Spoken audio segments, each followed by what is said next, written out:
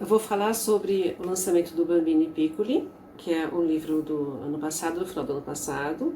Nós fizemos uma gravação, um link tem até, vocês podem ver no YouTube, sobre o lançamento desse livro, foi no final do ano passado, 2020. Nós temos a participação, a professora Esmeralda fez a apresentação, ficou maravilhoso. Então aqui neste livro, que seria a continuação, vamos chamar assim, deste livro, do Bambini Brasiliani, esse aqui é de 2013. Vejam, a gente trata nesses dois volumes só das crianças italianas, principalmente. Então, cada capítulo dele é de cada um deles. A gente tenta tratar sempre de um estado, principalmente, né? São Paulo, então vejam, tanto neste como neste, né?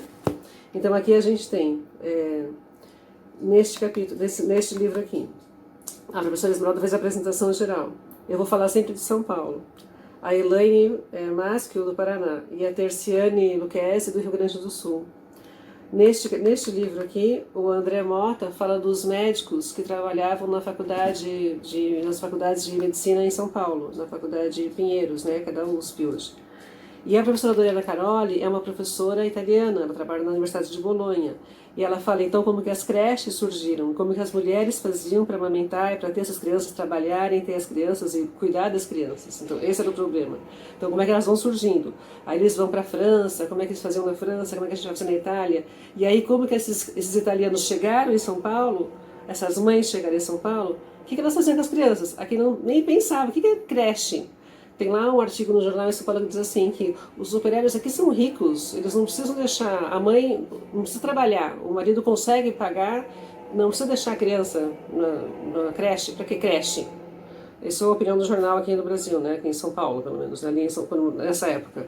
Então, bom, e aí vai. Então, assim, esse é o comentário, então é bem legal. Eu traduzi o capítulo, ela pediu para traduzir, eu traduzi o capítulo. Então é muito interessante. Então, mas vejam lá, a gente vai comparando o que acontecia lá quando eles chegam aqui e é uma ordenação.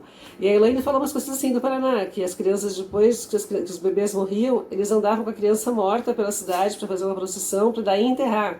Assim, desfilava um ritual. Não era só sair da casa e ir até o cemitério. Era uma procissão mesmo. E chamavam todo mundo, distribuía bala para as crianças, para todo mundo ir para o enterro, tirava da escola. Era um evento a morte de uma criança. Então, assim, umas coisas diferentes. Então, não sei. Bom, cada um, né? Bom, vejam lá. Então, assim, e tem uns rituais, umas coisas bem diferentes, assim, no Rio Grande do Sul também. São outras práticas. Regiões diferentes, práticas diferentes. Não é? É a história. Vejam.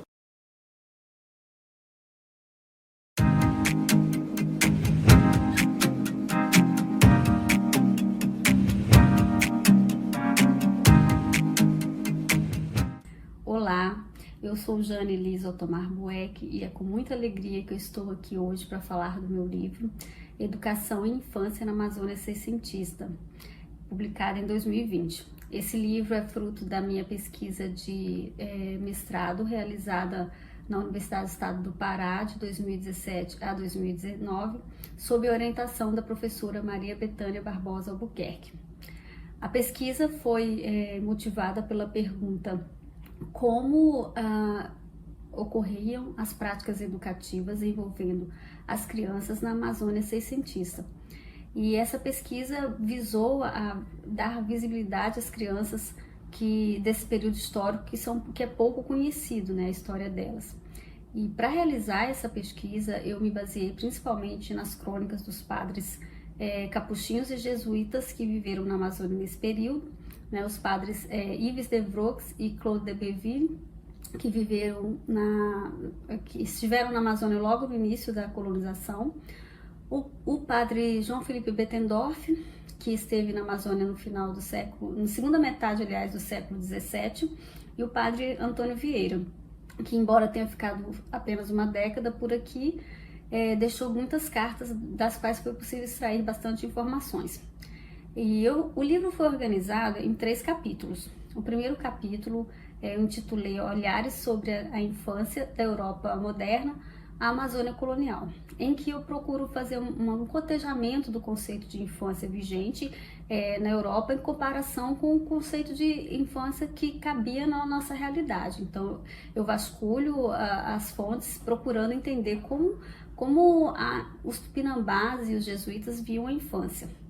No segundo capítulo, eu intitulei de Práticas Educativas na Amazônia Colonial, e eu procuro entender as relações de troca de saberes encontradas nas fontes, e nelas eu consegui extrair algumas formas de aprendizagem típicas daquele período, naquele contexto.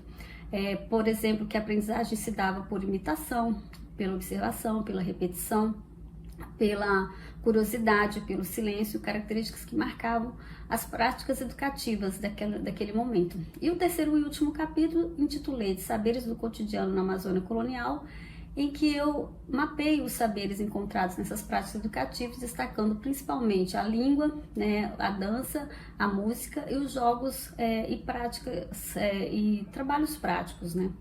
Ao fim disso, qual a conclusão que eu cheguei, né? Que as crianças foram protagonistas do processo de culturação daquele momento, e não apenas de aculturação, como muitas vezes é falado. Eu espero que o livro seja prazeroso para vocês, tanto quanto a pesquisa foi para mim. Obrigada!